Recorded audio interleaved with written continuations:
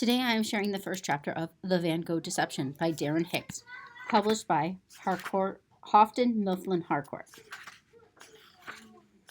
Prologue. The boy appeared out of nowhere. He could see the boy's reflection in the protective glass that surrounded the small sculpture. The boy was blond, his hair a bit unruly, but otherwise normal-looking. He wore a blue jacket and sneakers. He tried not to stare directly at the boy. It seemed rude under the circumstances. Nobody likes to be stared at, particularly by a stranger, so he watched from the corner of his eye as the boy glanced around the room. Maybe the boy was looking for someone, perhaps his parents. The room was filled with famous paintings and sculptures. The boy, however, didn't seem to notice. The crowd swirled about the room, but the boy just sat on the bench, his hands in his lap, and a blank expression on his face. It was hard to say how long he sat there watching the boy. He wasn't wearing a watch, and there wasn't a clock in the room. It was strange. Time seemed to stand still. Had he been there an hour, 2 hours longer? No one seemed to notice the boy. No one but him.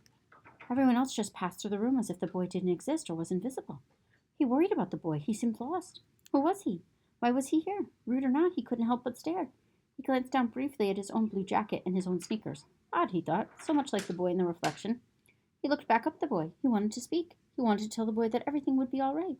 But he couldn't find the words. The boy simply stared back at him. He felt powerless to help.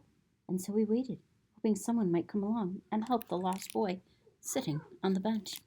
You've been listening to the first chapter of The Gogh Deception by Deron Hicks. Stop by the library to grab a copy and finish the journey.